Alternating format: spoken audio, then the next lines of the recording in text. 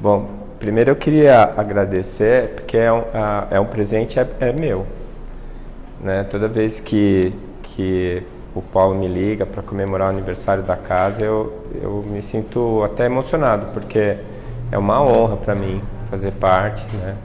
Eu estava lembrando que antes de eu me mudar para Campo Grande, quando eu me casei com a minha esposa, que era daqui, a gente começou a vir para cá, né, uma vez por ano. A primeira casa espírita que eu entrei foi aqui, o José de Anchieta. A minha cunhada fazia palestra aqui, a doutora Vanessa, e a gente veio tomar um passe. Então, é uma casa que me traz muita lembrança, né, muita coisa boa. A gente tá com um tema hoje bastante interessante, mas que ele chama a atenção de dois conceitos muito importantes. O tema é a mente e a influência na comunicação mediúnica. Então, antes de a gente falar qualquer coisa, é preciso que a gente defina a mente e entenda o que é mediunidade e quais as influências que agem sobre a comunicação durante o transe mediúnico, não é? E a primeira tarefa já é uma tarefa bem complexa, porque a própria ciência admite não ser capaz de definir mente. Recentemente, por conta desse último livro que a gente escreveu, que eu tive a honra de escrever com a doutora Irvênia e o Dr. Sérgio Lopes, O Cérebro Triuno a Serviço do Espírito, eu tive que fazer uma pesquisa sobre o conceito de mente e consciência. E eu encontrei um artigo do Dr. David Chalmers, que é um grande filósofo e um grande pesquisador americano, em que ele fez um estudo e que ele levantou mais de 20 mil artigos científicos que tentavam definir consciência. Né? E a gente já vai ver a diferença entre mente e consciência. E ele conclui que nunca se estudou tanto para se chegar a nenhum resultado. Porque nenhum dos 20 mil artigos conseguiu dizer o que era consciência. Com relação à mente, existem alguns autores, alguns filósofos e pesquisadores da neurociência que estão dizendo que a mente não existe, que não existe livre-arbítrio e que o eu é alguma coisa ilusória. Eu fico pensando, eu não sei se vocês vão concordar comigo, como é que você pode negar a si mesmo? Né? Porque a mente e a consciência são o que fazem você pensar, perguntar. E é engraçado que uma mente ou uma consciência, cheguem à conclusão que ela própria não existe. Não é? Eu acho isso muito estranho, não sei se vocês vão concordar comigo. Então, são coisas que são chamadas autoevidentes. Por exemplo, vou dar um exemplo prático para vocês. Se eu escrever aqui a frase, a verdade não existe, tá? A verdade não existe. Bom, se a verdade existe, então a frase está falsa, certo? Porque a verdade existe. Mas se a frase está certa, a verdade não existe, então isso é uma verdade. Concordam comigo? Então, isso é a chamada verdade autoevidente. Ela não precisa ser provada, ela precisa ser entendida, explicada. A consciência é a mesma coisa. A consciência é a nossa essência, é aquilo que nós somos, ou pelo menos que nós estamos. E ela não precisa ser provada, porque cada um de nós, na medida em que estamos pensando nisso, que estamos falando sobre isso e que estamos trocando ideias, nós estamos externando ou provando a existência de uma consciência, de uma mente pensante, né? De uma inteligência que tem cognição, que consegue identificar, relacionar, né? Tudo que está acontecendo ao redor dela. Então, muitos cientistas dizem que a mente é uma secreção do cérebro. Né? Os materialistas falam muito disso. O que seria isso então? Seria como se o fígado secreta a bile, o rim produz a urina, o cérebro produziria a mente. E que a mente seria um epifenômeno do cérebro, ou seja, as atividades neurais, as quantidades elétricas do cérebro produziriam essa ilusão que é a mente, né? Ou a consciência. Os motivos filosóficos eu já disse anteriormente para vocês porque que não dá para aceitar essa teoria. Mas existem alguns motivos práticos, empíricos.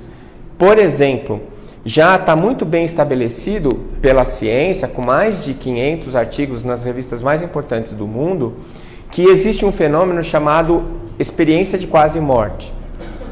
Durante esse fenômeno, a pessoa está com o seu cérebro desligado, ou seja, não tem atividade cortical. Portanto, ela não pode ser capaz de ver, de guardar memória, ela não pode ser capaz de sentir cheiro, de identificar absolutamente nada, porque o córtex dela não está funcionando, né? Entretanto, as pessoas que passaram por esse fenômeno, elas têm memória, elas têm visão, elas conseguem perceber o que está acontecendo com elas. Algumas pessoas descrevem coisas que estavam acontecendo em uma sala que não era a sala em que elas estavam, com uma parada cardiorrespiratória ou uma morte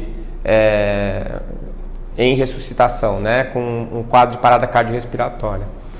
Então, isso também prova que o cérebro não pode produzir a mente, porque se o cérebro não está funcionando, não é para ter mente. E ela existe, né? Mesmo quando o cérebro não está funcionando. Esse é um exemplo que eu estou dando mais comum. Existem outros tantos e muitos outros trabalhos científicos que vão nessa linha, tá? Então, volto a dizer, mente existe? Sim. Pode ser definida?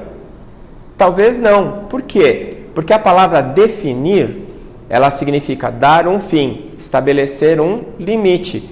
E a mente, como não é material, pode ser que não tenha limite, né? Pode ser. É como a vida, né? E outros tantos conceitos que não podem ser determinados pela ciência, porque a ciência usa o paradigma materialista por enquanto, está mudando.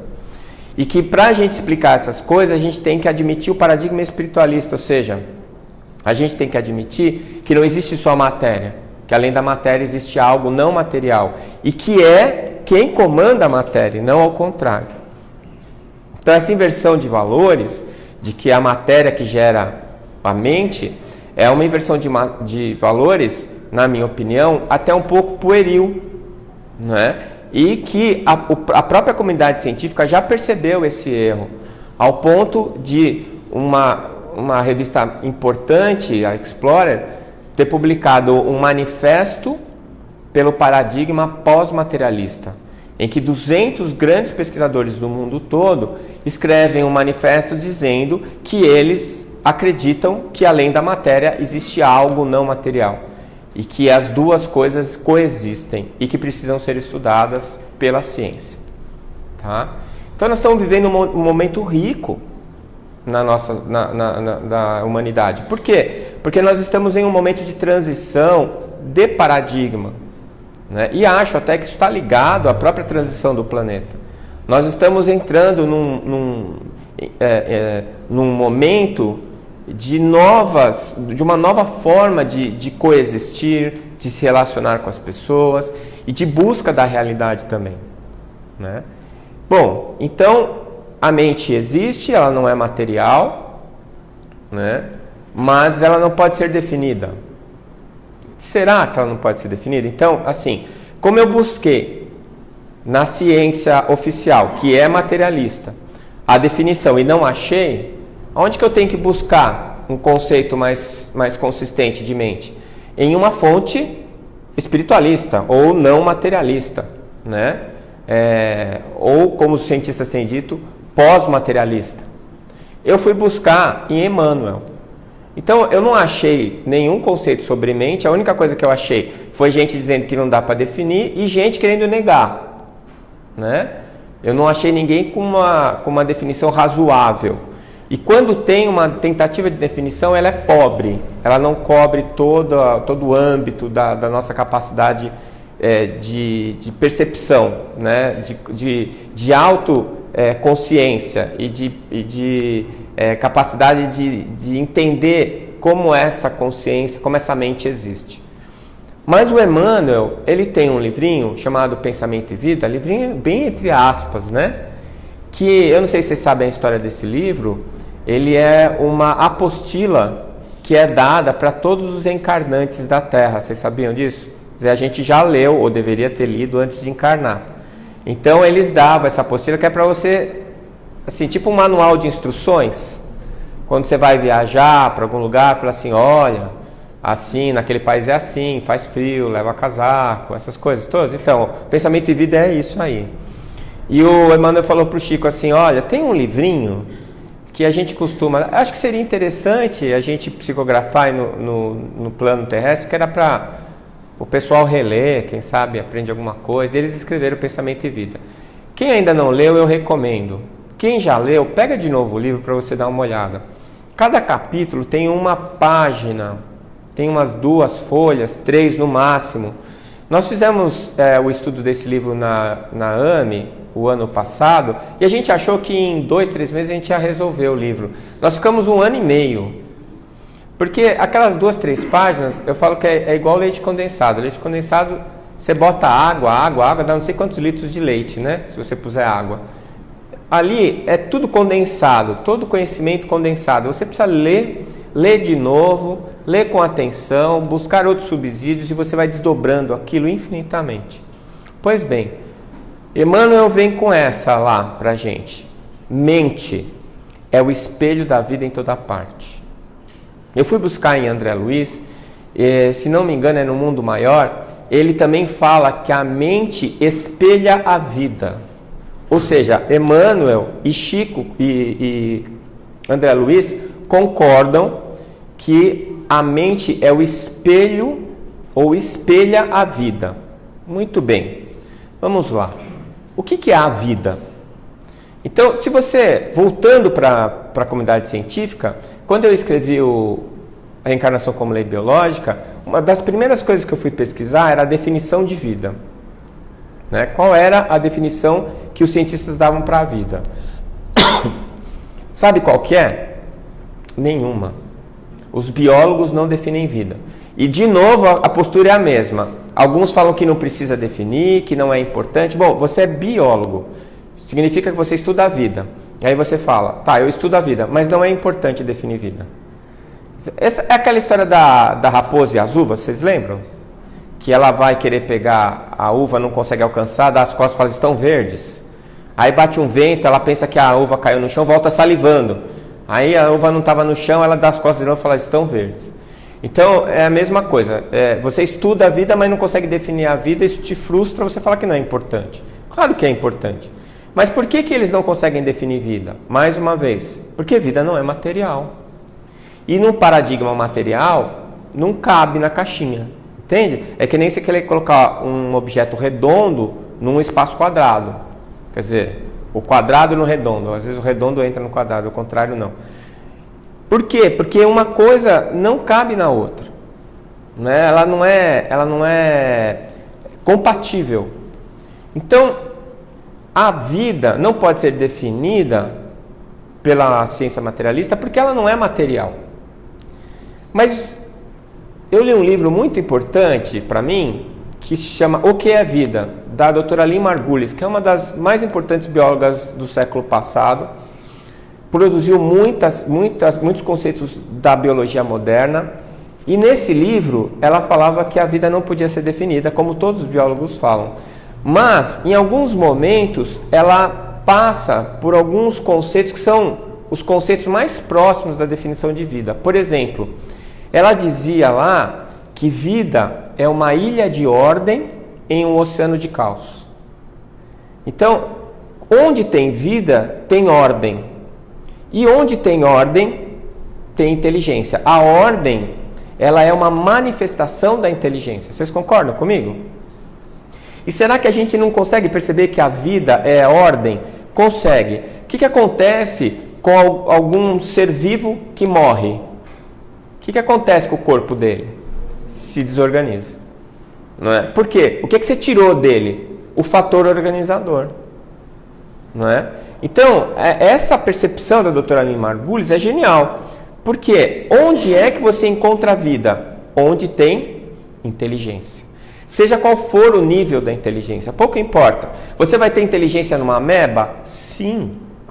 Por quê? Porque ela tem todo um mecanismo celular de funcionamento, de obtenção de energia, de respiração, de excreção, de alimentação, que são simples perto de outros sistemas mais complexos que a gente conhece na Terra. Mas nem por isso deixam de ser complexos, né?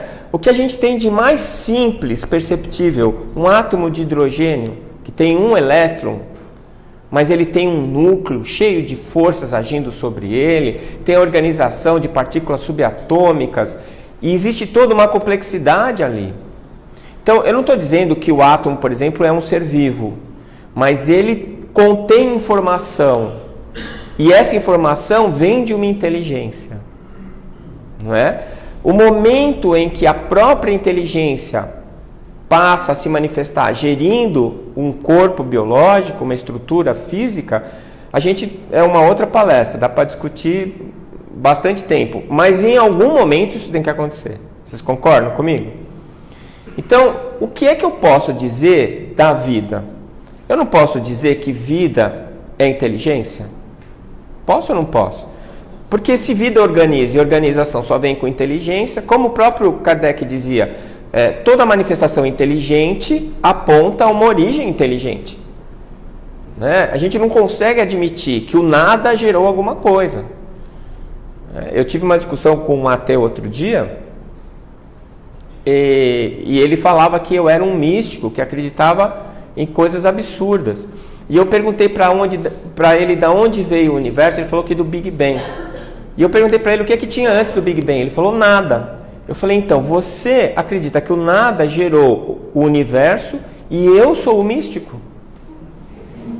Eu sou a pessoa que acredita em qualquer coisa? Quer dizer, acho que tem alguma coisa errada, você precisa parar para pensar. Não é? Por quê? Então o que você acha que tinha? Eu não sei, mas tinha alguma coisa. O nada não existe.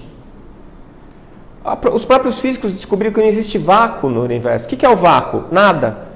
Onde é que tem vácuo? Não tem. O que tem é alguma coisa que a gente não consegue ver, não consegue perceber. Isso é a nossa ignorância. Então, existe místico, misticismo? Existe. O que a palavra místico significa? Mistério. E o que é mistério? É o que a gente não conhece. Agora, existe sobrenatural? Não existe. Porque o que é sobrenatural? É o que está acima da natureza. A natureza é a expressão das leis divinas. E se Deus é perfeito, as leis são perfeitas. Não tem nada acima. Não é verdade? A não ser que Deus fosse brasileiro e desse um jeitinho. Não é. Não tem jeitinho. A lei perfeita, ela é cumprida por ser perfeita. E ela não evolui porque não tem por que evoluir. Ela já é perfeita. Né? Então, nós estamos assim. A gente tem que a mente é o espelho da vida. E que a vida é a inteligência. Certo? Vamos puxar o pensamento para nós mesmos, nós seres humanos. O que traduz a nossa essência? Nós não somos criados à imagem e semelhança de Deus? Isso significa o quê? Que Deus tem nariz, orelha, cabelo? Não. O que Deus tem que nós temos? A nossa capacidade de aprender, a inteligência. A nossa imagem de Deus é a nossa capacidade de aprendizado e a nossa capacidade de evolução, né? De desenvolvimento. Porque nós não somos imperfeitos. Nós somos criados por Deus. Então nós somos perfeitos. Então se a gente é perfeito, por que faz tanta bobagem? Porque a gente é incompleto. Não estamos prontos ainda. Nós estamos nos desenvolvendo. E esse processo é atrelado à inteligência.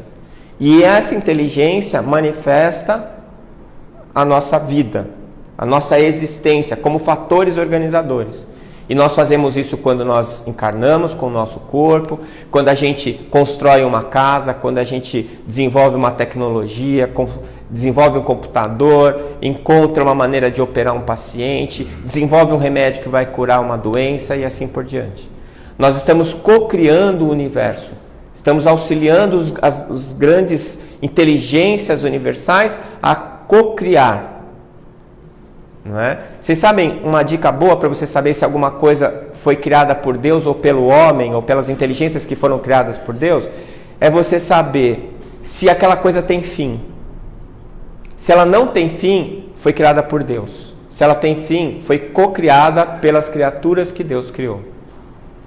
Por exemplo, o seu corpo biológico, esse que você está usando agora, nesse momento, ele tem fim. Uma hora vai acabar. Quem criou ele? Você. Certo? Mas quem criou a sua inteligência? Quem criou a sua alma? Foi Deus. E quando ela termina? Nunca. O planeta Terra vai terminar? Vai. O sistema solar vai terminar? Vai. O universo vai terminar? Muito provavelmente. Então quem criou foi Deus? Não. Foram os co-criadores. Eu não sei se já pensaram nisso. Outro dia eu comecei a pensar, eu parei que eu comecei a ficar nervoso. Porque pensa bem, quem que é o cara que a gente conhece, o topo do sistema, da inteligência, de tudo? Jesus. Jesus é o quê? Ele é o coordenador de quê? Do planeta Terra. Bom, e do Júpiter? Do planeta Júpiter. E de Marte?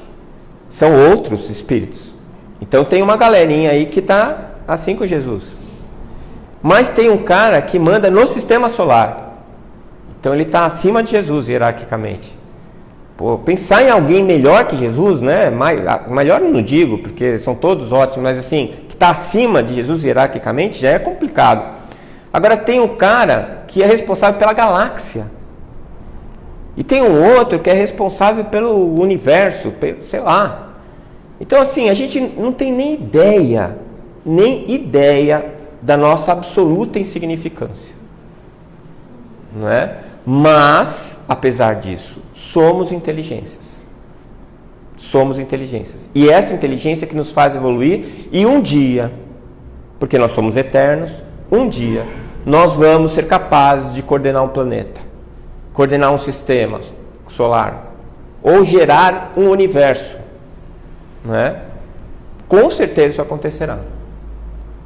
Então, eu posso dizer que a vida é inteligência e que a minha alma é uma expressão inteligente. Beleza? Vocês estão me acompanhando? Então vamos voltar para a definição de mente do Emmanuel. Espelho da vida. É o espelho da minha inteligência. É o espelho da minha essência, da minha alma. Certo? Muito bem. Vamos pensar então, como é que esse espelho se manifesta? Eu vou contar como eu entendi isso do Emmanuel. Vocês imaginam que vocês se vestiram para ir para um jantar de gala. Só que você não tem espelho na sua casa. O único espelho que tem é aquele espelho que você comprou na feira. Sabe aquele com a moldura laranja, de cortiça, que é grampeado? Sabe aquele? Você põe na parede e no dia seguinte está no chão. Manja esse? Pô, você só tem um desse aí. E ainda você não tinha dinheiro para comprar aquele maiorzinho, foi o pequeno. Você segura com a mão ele. E aí, como é que você vai se ver? Primeiro, tem que ser alguma coisa que o seu olho alcance. E aí, se você quer ver como ficou o seu cabelo, você vai jogando o ângulo do espelho em relação à sua cabeça e olhando com o seu olho para tentar enxergar. Não é assim? Aí você quer ver se a calça ficou boa para dentro a camisa está dentro da calça e está arrumadinha. Aí você vai baixar aqui e vai tentar olhar. Aí você quer saber se a calça está ajustada com o sapato. Aí você vai fazer o ângulo aqui para baixo. Estão me entendendo? Quer dizer, para eu enxergar uma parte do meu corpo, eu tenho que ajustar esse espelho em um ângulo específico, que vai me permitir ver essa parte do meu corpo. Tá? Pois bem, como a mente é esse espelho, e ele está vendo a minha inteligência, então eu vou dizer para vocês que a mente é a fração expressa do eu. O que é o eu? A minha alma toda, como um todo. E a mente é um pedaço dessa alma que eu estou vendo agora, nesse momento, porque eu ajustei o meu espelho em um ângulo específico. Certo? Estão me entendendo? Sabe o que é esse espelho, que é a mente? Sabe como é que eu ajusto ele? Com o meu sistema nervoso, o cérebro triuno. Cada encarnação, na hora que eu estou formando o meu sistema nervoso, ele se ajusta com o foco, a distância e o ângulo que vão fazer eu enxergar a parte da minha alma que precisa ser trabalhada nessa encarnação. Então, eu não sou o Décio, eu estou o Décio. O meu eu, a minha alma, já foi homem, mulher, rico, pobre, deficiente, inteligente, burro e assim por diante. Cada vez que eu vou encarnar, eu vou ajustar o meu espelho num ângulo específico para ele me mostrar, para esse espelho me mostrar o que vai ser trabalhado nessa vida. E o resto? Bom, o que tiver na borda do espelho, que eu não estou vendo diretamente, mas eu consigo inferir, é o subconsciente. E o que eu não consigo ver é o inconsciente. Como assim o que eu não consigo ver? Pega o espelhinho, tenta ver a sua nuca. Não dá. Porque não tem ângulo com o olho. Não tem ângulo. Você vai ficar olhando para cima e não vai conseguir ver. Deu para entender? E aí, o que é, se a mente é o espelho, o que é a consciência? A consciência é o tamanho do espelho. Quer dizer, cada vez que eu aprendo alguma coisa nova, cada vez que eu vou expandindo a minha percepção do universo, das leis divinas, o meu espelho vai ficando cada vez maior. E cada vez eu vou conseguindo ver uma parte maior de mim mesmo ao mesmo tempo. Até que vai chegar um dia que eu vou ter uma holoconsciência. O que é isso? É quando você estiver com um espelho que veja 360 graus. Não é? O pessoal que gosta de TV a cabo, mude meu look. Não é? A mulher entra num lugar lá que tem espelho no teto, espelho no chão e 360 graus de espelho. Então, ela consegue ver o corpo inteiro dela, tudo ao mesmo tempo. Essa seria a haloconsciência. É quando eu já tive tantas encarnações, eu já ajustei o meu espelho em tantos lugares e ele foi crescendo, crescendo, ao ponto de eu conseguir me ver como um todo. Então aí, a minha mente vai ser igual à minha alma.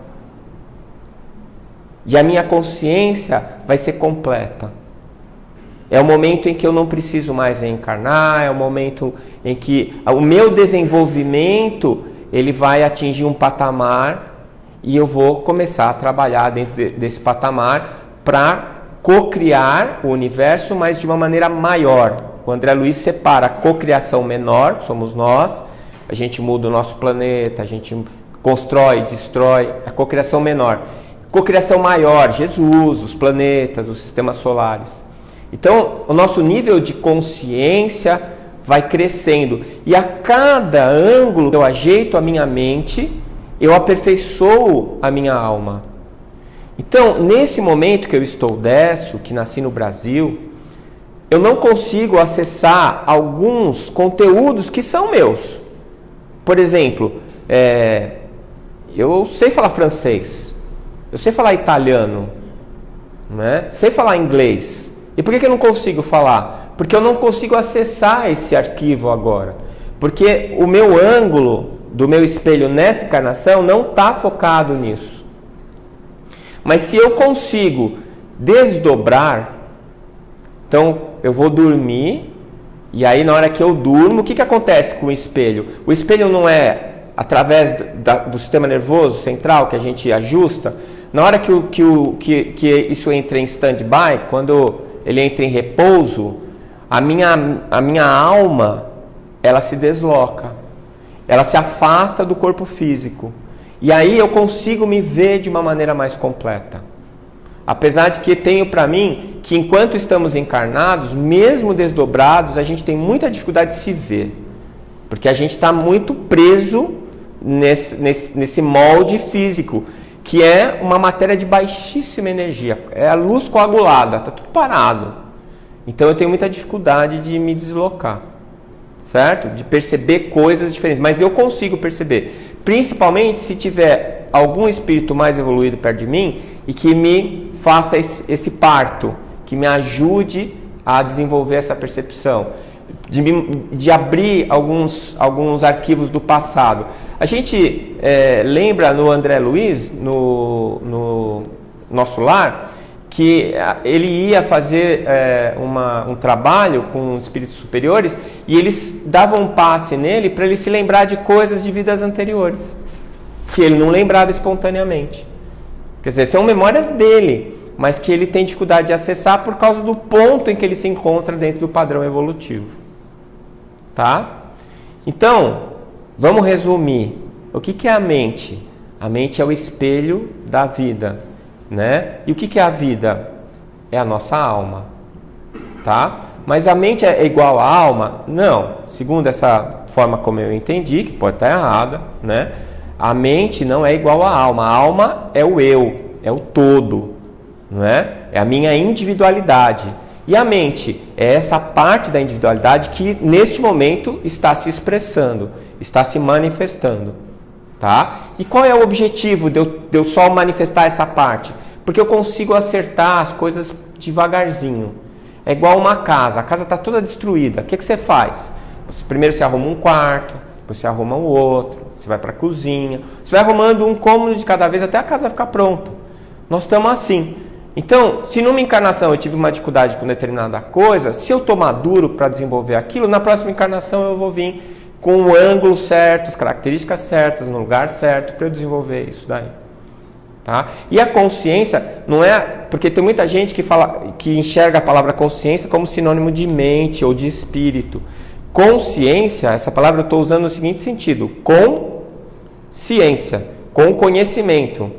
Né? Ciência é tomar ciência.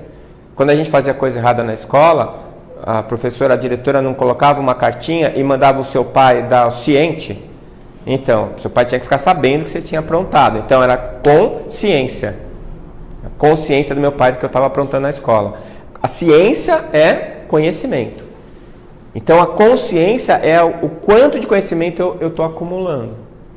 Certo? Muito bem, você deve estar se perguntando, e a mediunidade, o que é que tem a ver com isso? Né? Pois então, se a gente entendeu o que é mente, o que é consciência e como o sistema nervoso está ligado a isso, vamos falar sobre mediunidade. Mediunidade é uma senso-percepção. O que é senso-percepção? A visão é uma senso-percepção, o tato é uma senso-percepção, o gosto é uma senso-percepção, a visão e assim por diante. Então, é a maneira como eu percebo o que está ao meu redor através de órgãos específicos, que são os receptores. Então, toda vez que alguma coisa no meio ambiente onde eu estou se transforma, isso gera uma mudança e essa mudança funciona como um estímulo. E o estímulo faz com que o meu corpo perceba a mudança e ele informa o meu cérebro. Só que quem comanda o meu cérebro é a minha alma, ou seja, mais especificamente, a minha mente. E a mente, ela vai interpretar aquilo dentro do que é possível para ela nesse momento. Tá? Então, se alguém me fala uma frase em francês, nesse momento não vai dar. Talvez numa outra vida em que eu estava na França, dava. Só que se fosse em português, naquela época eu também não ia saber. Então, nesse momento que eu estou, tem algumas coisas que eu consigo interpretar, mas é a mente que interpreta. Tanto que dentro da neurociência, a explicação do livre-arbítrio, da consciência, da imaginação, da criatividade, ela não existe. Por quê? Porque eles não admitem a existência de alguma coisa não material. E o cérebro, a gente já conhece ele muito bem, ele por si só não explica nada disso. Então, a mente é que vai interpretar o que está acontecendo ao meu redor. Pois bem, existe uma senso-percepção que agora está sendo estudada e percebida, que é a mediunidade. Então, quem que é médium? Todo mundo. Todo mundo é médium. Todos nós somos médiums. Ah, mas eu nunca vi nenhum espírito, eu nunca percebi nada, eu nunca... Bom, você nunca teve uma inspiração? Quem nunca teve inspiração? E intuição? Você nunca teve intuição? Isso é o quê? Mediunidade. Tá? Eu não lembro onde que foi que eu li isso, acho que é no André Luiz também, que ele pergunta assim para o orientador, mas os espíritos estão sempre nos influenciando? E eles respondem, de ordinário, eles comandam a nossa vida. Né? Aí você fala, e o livre-arbítrio? Bom, quanto menos consciência, menos livre-arbítrio. Né? Quanto mais consciência, mais livre-arbítrio. Tá? Então, todos nós somos médiums. Porque a mediunidade é uma senso-percepção, está ligada ao sistema nervoso central. E o receptor é a glândula pineal. Tá? Nós temos aqui em Campo Grande um dos mais importantes pesquisadores de fisiologia da mediunidade que existe no planeta, é o Marco Aurélio, vice-presidente da Mato Grosso do Sul. Ele já fez o mestrado, está fazendo doutorado no assunto e já tem mais de 7 artigos publicados sobre esse assunto. Então, por que antes as pessoas não estudavam isso? Porque eles não acreditavam. Eles não admitiam a existência do espírito. Então, como é que você vai estudar mediunidade se você não admite a existência do espírito? Então agora a ciência admite a existência do espírito? Não. Mas já existem os pós-materialistas. Isso já está sendo discutido, já está sendo conversado. De qualquer maneira, a maneira como o seu cérebro está organizado, os circuitos neuronais que você tem, isso é uma coisa que vem da genética, né? Portanto, mediunidade é herdável. Se você tem uma família com muitos médiums, a sua chance de ser médium é muito grande, com predomínio em mulheres. São 2 mulheres médiums para cada homem médium. E se você tem família de médiums, a sua chance de ter a mediunidade que Hermínio de Miranda chamou de mediunidade dinâmica. E tem a estática e a dinâmica, segundo a divisão dele. Eu prefiro isso do que mediunidade ostensiva. A palavra mediunidade ostensiva quer dizer que você está o tempo todo vendo, o tempo todo sentindo cheiro, o tempo todo. Não é bem assim.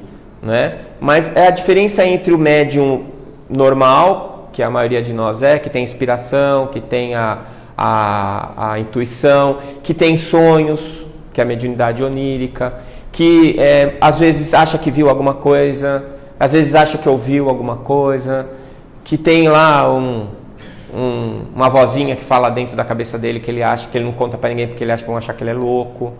E é o orientador espiritual dele que está dando as dicas. Esse é o médium normal. E o médium dinâmico seria o estático. O dinâmico é aquele que é capaz de ter psicofonia, que psicografa, que pinta, que vê. Né? O médium que materializa, que do ectoplasma facilita a materialização. Então são situações em que essa senso-percepção é mais aguda, é mais desenvolvida. E essas pessoas, elas veem o plano espiritual de uma maneira mais nítida do que nós vemos. Tá? Mas, de qualquer jeito, todos nós somos médiuns. Então, é uma senso-percepção que vem através da glândula pineal. Quem disse isso? A ciência? Não, a ciência mal está começando a estudar a mediunidade. Quem disse isso foi André Luiz. Eu confio mais no André do que na ciência instituída. E a gente tem estudado o André, cada vez se confirma mais. São mais de 70 anos da obra do André Luiz. A gente não se deu conta que já estamos chegando a quase um século de que aquilo foi publicado e cada vez mais a gente tem comprovado os dados científicos que ele trouxe. Certo? Muito bem. Se até agora vocês ainda estão aí, neste plano físico, tentando acompanhar a minha verborragia aqui, eu vou explicar para vocês como é que a gente percebe as coisas. Tá? Como é que a gente percebe as coisas? Bom, visão. Vocês estão me vendo aqui na frente? Não estão. Né? Vou dizer por quê. Porque eu não emito luz. E a única coisa que a sua retina é capaz de ver é luz. Então como é que você está me vendo? Porque a luz, a lâmpada emite luz, bate no meu corpo, reflete e chega na sua retina. Tá? E mais, o seu olho tem movimentos que são imperceptíveis, são chamados de movimentos estocásticos, que ele fica se movimentando rapidamente sem parar. Sabe por quê? Porque se ele ficasse parado, a luz ia bater naquele lugar, você ia se acostumar e ia parar de enxergar. Então a sua retina fica fazendo assim, esse movimento assim, estocástico, para que você mantenha a visão do que você está vendo. Você possa manter a percepção daquela imagem. Muito bem. Quando a luz bate na sua retina, existem uns receptores lá, os cones e os bastonetes. Vocês lembram disso? Os cones e os bastonetes são receptores que estão na retina. E o que tem dentro deles? Tem substâncias químicas fotossensíveis. Ou seja, quando bate luz, elas se transformam quimicamente. Tá? Os bastonetes, eles percebem preto, branco e tons de cinza. E os cones é o RBG, é verde, azul e vermelho.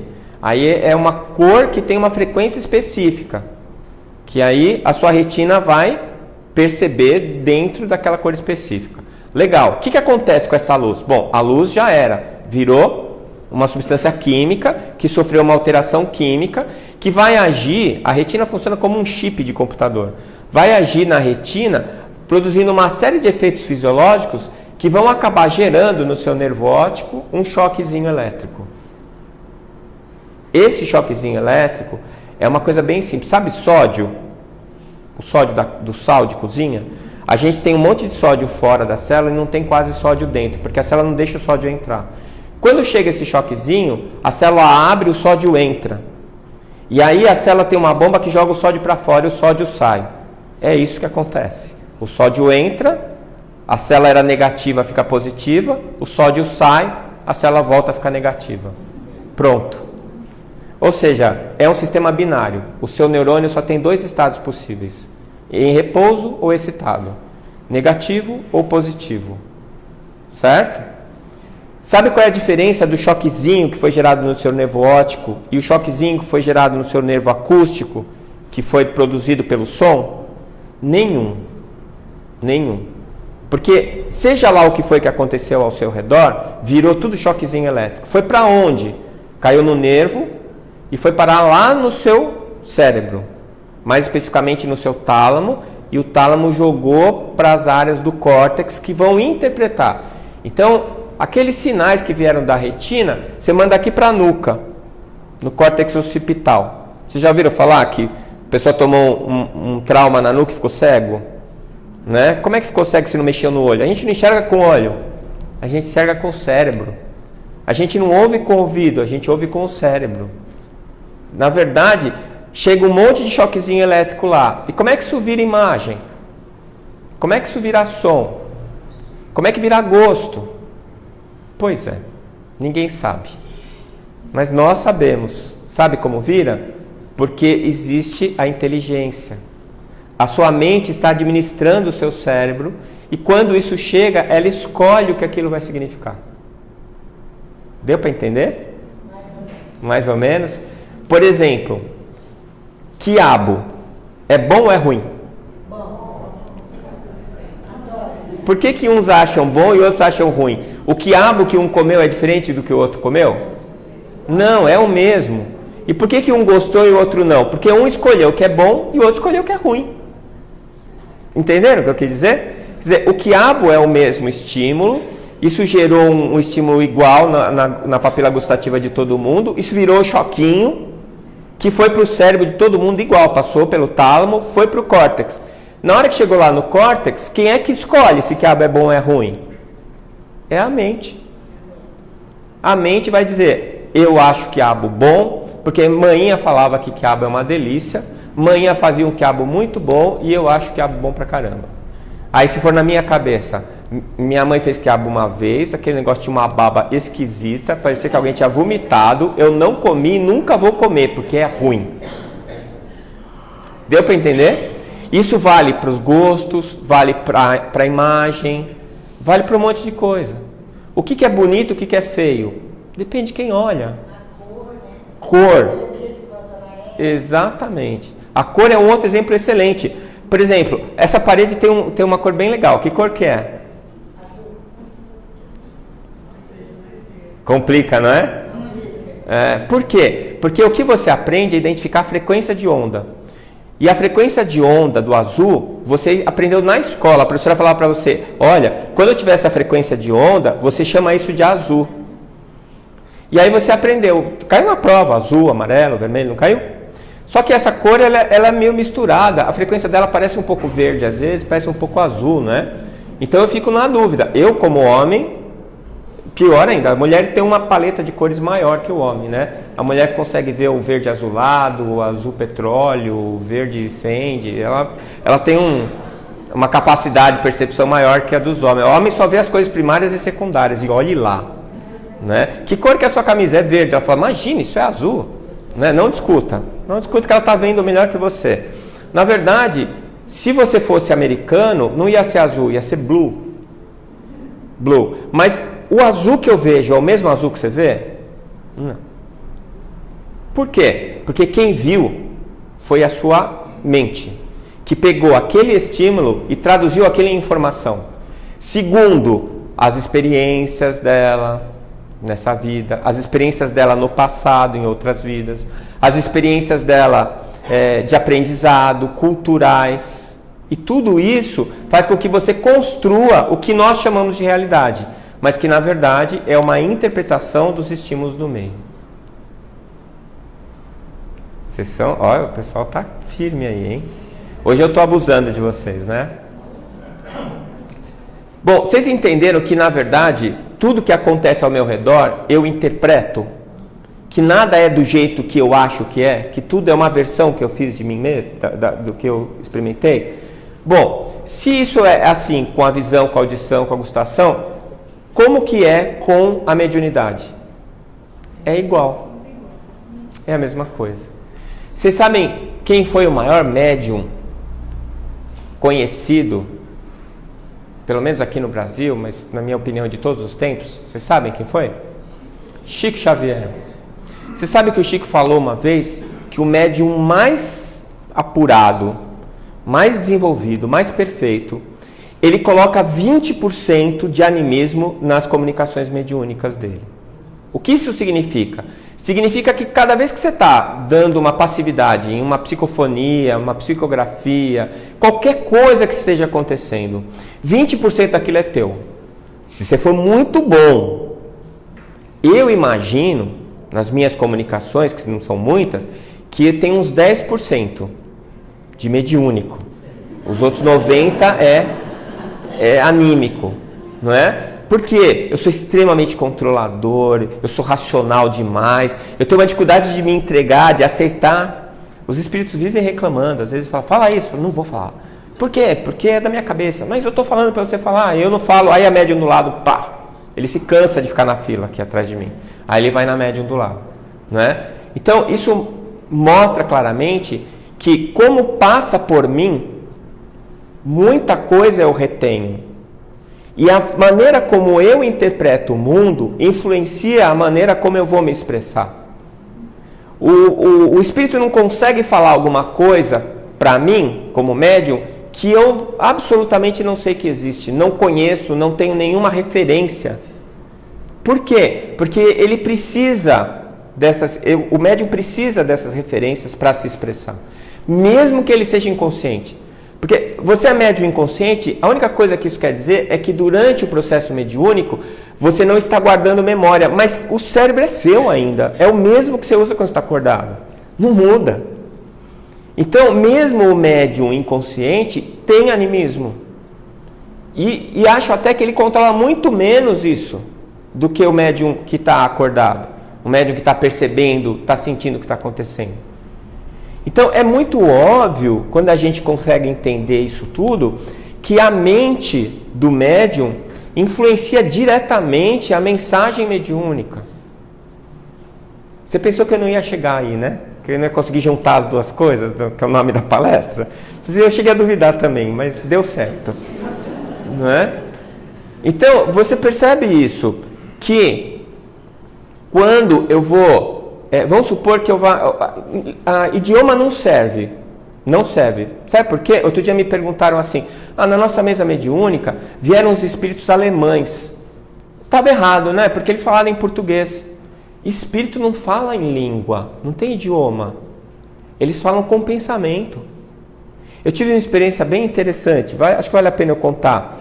Depois que a doutora Marlene desencarnou, um ano depois, mais ou menos, os espíritos vieram me buscar para fazer uma visita para ela lá no plano espiritual. E eu desdobrei e fui lá falar com ela. Eu sei que não foi sonho, porque na volta, o orientador que estava do meu lado, ele falou assim, Décio, nós vamos te colocar no corpo acordado para você não ter dúvida que não foi sonho. E eu entrei no corpo acordado. Não foi muito agradável, mas valeu a pena. E quando eu cheguei lá, nós fomos num lugar que eu não sabia direito o que era um hospital. E a doutora estava atendendo o ambulatório. Ela estava trabalhando. E tinha uma fila. E eu entrei na fila, eu ainda não sabia que eu ia vê-la nessa hora. Mas eu entrei na fila, só tinha estrangeiro. Tinha um pessoal falando inglês, um falando uma língua que eu não conhecia, e na minha frente tinha um casal de chineses, um senhor e uma senhora chineses. E eles conversando aquela língua, aquela coisa de chinês. Na hora que abriu a porta, que era a vez deles, ela me viu. Aí ela falou, Décio, entra, acompanha a consulta, tal. E eu entrei, e aí ela perguntou para eles como eles estavam, o que estava acontecendo, e o senhor chinês começou a falar, Aí eu falei, então tá. Né? O cara vai falar em chinês. Aí eu olhei para ela assim com uma cara, falei. Aí ela deu uma risadinha, ela falou assim: não presta atenção na voz dele, no que ele está falando, presta atenção no que ele está pensando. E eu voltei a olhar para o chinês e eu comecei a entender ele falar em português. Por quê? Porque você não comunica em inglês, em russo, em chinês, né, mandarim, não é isso. É o pensamento com o pensamento. A gente precisa da língua porque a gente não se comunica pelo pensamento quando a gente está encarnado, a gente tem essa dificuldade. Então a gente tem que usar um veículo que é o som. Então, na hora que você está na mesa mediúnica, se o espírito se comunica diretamente, a mente dele com a sua mente, não precisa, ele pode falar em qualquer língua que ele tiver. O que você vai ouvir é o pensamento dele, então você vai entender. Mas se ele falar de um mundo ou de um lugar que você nunca foi, você vai conseguir saber? Se for aqui na Terra, vai. Se você falar, olha, era um lugar que tinha uma casa, muito boa casa, você sabe o que é. Que tinha árvore, você sabe o que é árvore. Mas se ele vier com uma conversa lá, de sei lá, de que planeta, e que não tenha nada disso, e que não é nada que você viu alguma vez na sua vida, ou que tenha alguma referência, ou ele não consegue se expressar, ou ele vai usar alguma coisa próxima para você conseguir mais ou menos entender. No Livro dos Espíritos, toda hora os Espíritos falam isso para Kardec, olha, você não tem, na sua língua não tem uma palavra para isso. Eu estive agora na Suécia, né? Depois eu fui para a Finlândia, não dá para entender absolutamente nada do que aquele povo fala, nada, zero. Eu só consegui entender uma coisa, obrigado, que eu consigo falar é kiitos, em finlandês. Muito obrigado já não dá para falar, porque o muito já enrola pra caramba. Então, kiitos, que é obrigado, muito obrigado já vira uns 5 palavras assim. E eu falava, e o tradutor, o Pekka, ele traduzia para o finlandês. Aí eu falava em português e traduzia para o finlandês. Aí às vezes eu falava assim, não, isso daí é o perispírito. Aí ele começava, ficava 20 segundos, 30, 40, falava, ô Pekka, eu só falei, é o perispírito. Você faz mais de uma hora que você está falando, traduzindo o que é o perispírito. Ele falou, não, é que não existe essa palavra em finlandês. Então eu preciso explicar o conceito.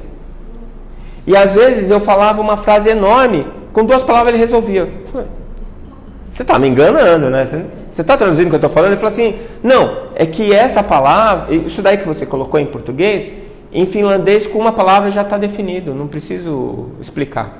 Vocês veem, olha só, não é nem pensamento nem nada, 2 idiomas de pessoas, de seres humanos iguais, só que um está lá num lado do mundo, o outro está no outro lado, como é diferente. Como tem palavras que a gente tem aqui que eles não têm lá. Né? Diz que saudade é uma palavra que só tem em português. Né? O inglês, quando vai falar saudade, ele fala falta. Falta não é saudade. Não é? É igual o Suassuna falava, né? Como é pobre a língua inglesa. Como é que você fala copo em inglês? Glass. Como é que você fala vidro em inglês? Glass. Então copo e glass, vidro e glass, é a mesma coisa. E se o copo não for de vidro? É glass também. Então você vê a dificuldade. Então o português ele tem uma versatilidade muito grande porque a gente tem vários nomes para cada coisa, a gente inventa nome novo se não tiver e por aí vai. Então perceba isso, que na hora que o Espírito está te comunicando alguma coisa, na hora que o Espírito está te passando a mensagem, ele precisa colocar isso dentro de referências conhecidas pelo médium. E aí eu pergunto para vocês, como é que o Chico Xavier, que não tinha faculdade, não tinha nada, como é que ele conseguiu psicografar conteúdos científicos tão complexos que só 70 anos depois a gente conseguiu entender? Quem era esse espírito? Como é que ele consegue psicografar Parnaso de Além Túmulo? Como é que ele conseguiu escrever aqueles textos lá? Ele tinha, os 20% dele estava sobrando. Concordam comigo? Estava sobrando. Era um espírito de alto escalão, de imensa cultura, né? E tem muita gente, mesmo entre os espíritas, míopes, que não conseguem ver a grandeza daquele espírito. Eu acho isso impressionante, né? Ouvi dizer que já tem gente fazendo romaria lá pro túmulo do Chico. Ele vai virar santo católico, né? Vai virar, porque é só você estudar a vida dele, né? O tal do milagre, que a gente sabe que não é, está sobrando ali, não é verdade? Por que isso? Só que eu acho que nós já estamos num ponto de entender melhor, a gente tem mais maturidade, de conseguir entender que são capacidades das almas que habitam esse planeta. E que algumas almas mais avançadas, elas vêm para nos orientar. São os nossos tutores, são os nossos professores. Eles vêm para mostrar o caminho. E isso encarnado e desencarnado. Então, quando você estiver num processo mediúnico, se você for médium, ou quando você for analisar uma comunicação mediúnica, lembre-se que aquela mensagem, ela é a mensagem do espírito, mas você não sabe quem é esse espírito, não tem como você pedir CPF para o espírito, né? Você é médium, aí o espírito vai se comunicar com você e fala assim, espera um pouquinho, me mostra sua carteira de identidade para eu saber quem você é. Não tem isso, não é? Então, uma coisa que eu particularmente acho, se o espírito vem se identificar como algum espírito muito superior, desconfia. Porque o cara, quando é bom, ele não precisa ficar falando, olha, eu vou avisar, hein? Eu sou bom pra caramba. Eu vou dar uma mensagem aqui que vai deixar vocês todos de boca aberta. Esse cara é falastrão. Ele não é culto, ele não é inteligente. Aquelas mensagens que começam falando de Jesus, não sei o quê, aí você anota a mensagem, você vai ler, você lê 5, 6, 7 vezes e fala, mas o que ele quis dizer aqui? Nada. Ele não quis dizer nada. Ele quis parecer culto. E o povo cai. Por quê? O que me certifica que a mensagem foi uma mensagem boa ou não? Que aquilo tem valor ou não? O quê? Conteúdo. Jesus já falou isso, que vale ao fruto. Não interessa quem escreveu. Não interessa o médium. E outra coisa, o médium, se ele é um bom instrumento, ele passa a mensagem que veio. Então, se o espírito era um zombeteiro, está te enganando, a culpa não é do médium, a culpa é sua que está entrando na conversa dele. O médium está funcionando como um aparelho ali, um alto-falante. É claro que tem a interferência dele, tem, mas a mensagem não é dele, não foi ele que inventou aquilo, não foi ele que criou aquilo. Ele colocou no formato dele, do grau de desenvolvimento dele, de conhecimento dele, de percepção dele, mas a mensagem é do outro. Então, se o outro falou que era Jesus e você acreditou, falou, você não acredita quem foi no meu centro. Assim, foi o José, foi o João, foi Jesus. Ele foi lá, ele deu uma mensagem mediúnica. Tá, você foi mesmo? Que bom, né? Qual foi a mensagem? Ele falou que nós todos somos irmãos, que nós temos que nos amar muito e que é para trocar a cor da toalha da mesa do centro. Gente, não precisa ser muito inteligente para perceber que não tem alguma coisa que está rolando, não é? Então, não estou falando para desconfiar das pessoas, para desconfiar das pessoas, as desencarnadas, não é? Que podem estar te enganando e podem estar enganando o médium. Então, eu acho que a percepção do que é a mente e de como a mediunidade se dá através dessa mente, que está usando aquele cérebro como veículo de manifestação, vai fazer com que a gente tenha uma capacidade bem maior de interpretar e de dar o peso adequado para as coisas que estão sendo manifestas, né? Às vezes vem um espírito lá do centro que se apresenta como um colaborador do grupo e tal, e dá uma mensagem que é super útil. Isso deve ter acontecido com vocês.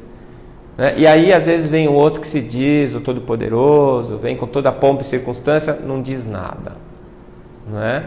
E o pior é quando o médium fica achando que ele é mais importante porque ele só dá mensagem de espírito superior, né? Está sendo enganado. Está sendo enganado. Por quem? Pelo espírito e pela sua vaidade, né? Então você não pode ser vaidoso ao ponto de escolher mensagens e ver como eu sou. O espírito vem, fala tal coisa. Não, não vou falar. Não vou. Quer dizer, se eu sou um bom médium, eu calo minha boca e digo. Fico quieto, né, lá dentro e me manifesto. Depois as pessoas que estão ouvindo é que vão decidir se aquilo tem utilidade ou não. Às vezes o orientador, ele percebe que o espírito está tentando enganar. E o dialogador, ele já vai lá e já pega pelo pé do cara e fala assim, escuta, será que o problema não... Né? Quantas vezes veio o espírito lá, pseudo-orientador, e o dialogador acabou encontrando, né, fazendo o espírito mostrar a verdadeira natureza dele. Isso é porque o orientador, ou dialogador, ele está vendo, ele está enxergando, ele conhece o médium, ele sabe as características daquele médium, ele sabe o que está acontecendo, né? Ele consegue discernir um pouco melhor o que é os 20% do médium, que é o melhor médium, né? Eu imagino que a gente, sem brincadeira agora, que a gente esteja por volta de 50%, 60% de animismo, né? Às vezes menos, um pouquinho, às vezes mais, depende de como a gente estiver no dia, né? Mas isso é ruim? Não é. Porque até a gente tem alguma coisa boa para dizer, né? A gente tem já uma certa experiência de outras vidas e a gente não é só vazio, a gente tem o nosso grau de desenvolvimento, tá? Então, essa é a minha forma de ver, né? Queria lembrar vocês que, assim, eu não sou o dono da verdade, muito pelo contrário, eu gosto muito de estudar e gosto muito de imaginar coisas que não estão escritas e tentar juntar, como faz a ciência, hipóteses, não é? E eu trago essas hipóteses nas palestras, mas eu gosto de chamar a atenção que são hipóteses. Então, muitas coisas da manifestação mediúnica e do entendimento disso em termos neurofisiológicos são ideias minhas. O contrário das ideias de André Luiz, que eu sempre chamo a atenção que é dele, porque essas daí eu tenho certeza que são verdadeiras. Tá? Mais uma vez eu agradeço muito a oportunidade, agradeço a boa vontade de vocês.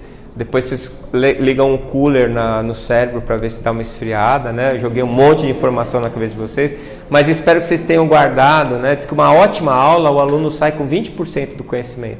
Se vocês guardaram 20%, eu estou felizão. Tá bom? Obrigado, viu, gente?